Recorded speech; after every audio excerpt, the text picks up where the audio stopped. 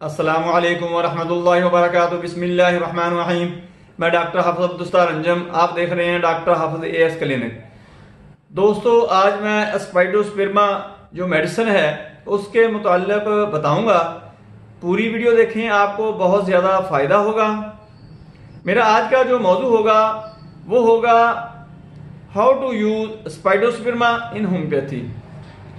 दोस्तों, स्पाइडोस्पर्मा जो मेडिसिन है वो ऑक्सीजन लेवल जो है उसको बेटर करती है। पहले तो मैं आपको बताऊंगा कि ऑक्सीजन लेवल क्या है, क्या होना चाहिए, नॉर्मल कितना होता है और सीरियस कंडीशन में ये कहां तक जाता है, और अगर ये नीचे आता है तो इसका तदारक कैसे किया जा सकता है। दोस्तों, ऑक्सीजन लेवल जो है वो नॉर्मल आदमी का 95, 96, 97, 98 यहां तक होता है। अगर 90 से नीचे जाना शुरू हो जाए तो ऑक्सीजन लेवल कम होना शुरू हो जाता है।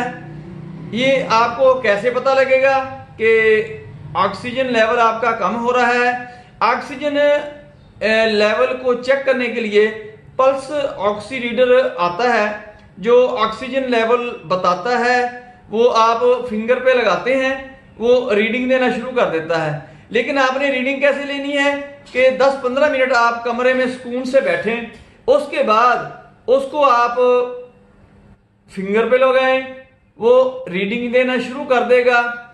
2-3 दफा आपने रीडिंग लेनी है और उसकी जो रीडिंग एक्यूरेट होती है वो होती है 30 सेकंड के बाद जो वो रीडिंग देनी शुरू करता है वो ठीक होती है। और आपने 2-3 दफा चेक करनी है और ये भी करना है कि पहले आपने हाथ को नीचे रखना है, फिर जरा ऊपर उठाना है, फिर आपने बिल्कुल ऊपर करके इसकी रीडिंग लेनी है। क्योंकि लॉ ऑफ ग्रेविटी भी इसके ऊपर बहुत ज्यादा असरअंदाज होता है। इसकी वजह से भी ऑक्सीजन लेवल कम होना शुरू हो जाता है। ये तो बात थी ऑक्सीजन लेवल की। ऑक्सीजन लेवल आपने चेक कर लिया, अगर तो आपका नॉर्मल है फिर तो आपको मेडिसिन लेने की जरूरत नहीं है। सिर्फ अपनी हिफाजत करें कि आपको जो आजकल वायरल इन्फेक्शन हो रहा है वो ना हो, आप उससे मुतासर ना हो। अपनी हिफाजत करें, मास्क वगैरह इस्तेमाल करें, बाकी जो हिफाजती तदाबीर हैं वो भी करें। इसके बाद अगर ऑक्सीजन लेवल कम हो रहा है तो उसके लिए आपने मेडिसिन लेनी है। मेडिसिन क्या काम करेगी? मेडिसिन अगर आपको वायरल इन्फेक्शन हो रहा है उससे आपको महफूज नहीं करेगी। अगर आपके लंग में कोई प्रॉब्लम आ गई है, लंग में कोई स्टेनोसिस है, सुकेड़ पैदा हो रहा है या उसमें कोई थ्रोम्बोसिस बन रहा है, पल्मोनरी आर्टरी में कोई प्रॉब्लम आ रहा है, तो उसके लिए आपने मेडिसिन इस्तेमाल करनी है स्पाइडोस्पर्मा। ये फिर काम करेगी, लंग्स को तकवियत देगी।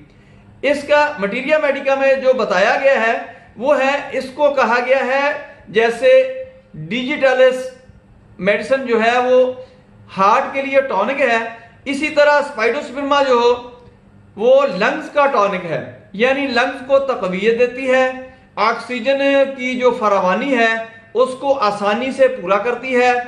एज ए व्हीकल ये ऑक्सीजन को ले जाने वाला जो सिस्टम होता है, पल्मोनरी सेंटर जो होता है वो ब्रेन में, वो उसको एक्टिव करती है, जिसकी वजह से आपके जिस्म में ऑक्सीजन बढ़नी शुरू हो जाती है, ऑक्सीजन ज्यादा जाना शुरू हो जाती है, ब्लड को ऑक्सीजन ज्यादा मिलना शुरू हो जाती है। ये है इसके फवायद ऑक्सीजन के बारे में। अब मैं इसकी सिम्टम आपको डिटेल से बताता हूं। इस मेडिसिन को क्यूब्रेको भी कहते हैं।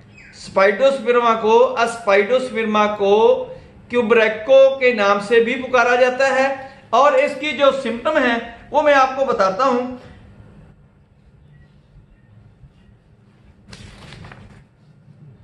ये फेफड़े को ताकत देती है और दौराने खून को नॉर्मल हालत पर लाती है और खून को पूरी मिकदार में ऑक्सीजन देकर इसे सेहतमंद बनाती है।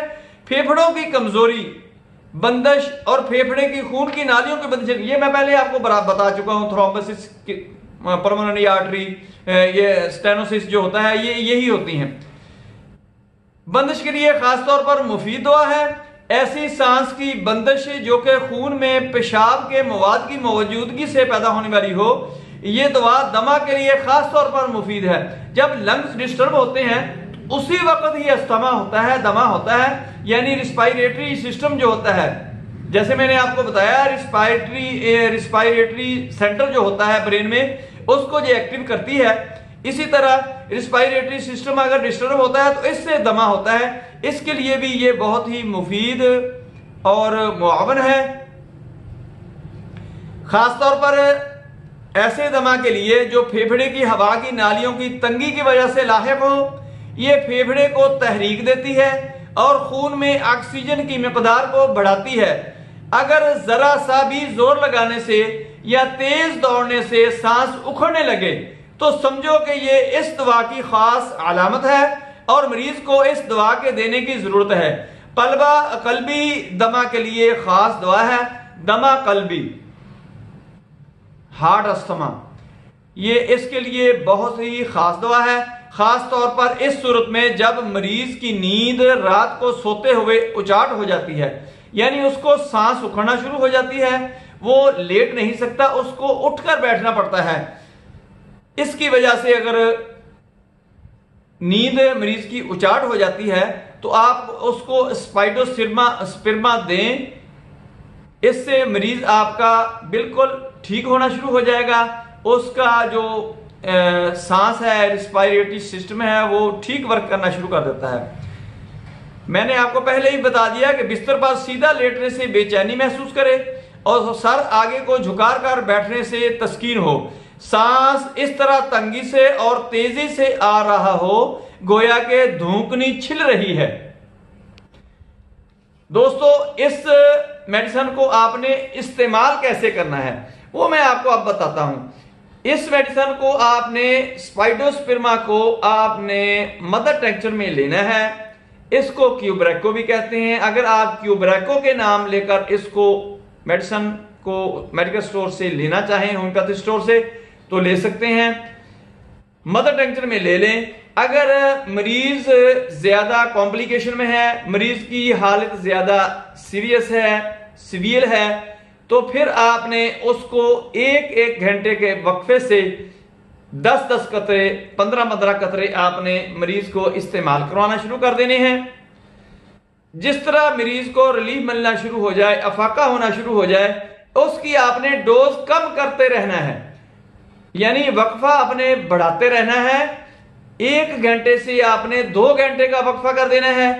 2 घंटे के बाद भी मरीज को रिलीफ मिलना शुरू हो जाए, मरीज की तबीयत बहाल होना शुरू हो जाए, उसका ऑक्सीजन लेवल बेहतर होना शुरू हो जाए, उसकी सांस बहाल होना शुरू हो जाए, तो फिर आपने ये करना है कि 2 घंटे की बजाय आपने 4 घंटे के वक्त से देना शुरू कर देनी है।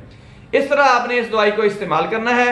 दोस्तों, मेरी वीडियो पसंद आए इसको लाइक करें, दोस्तों रिश्तेदारों में शेयर जरूर करें, बेल आइकन को प्रेस करें, मेरे चैनल को सब्सक्राइब करें।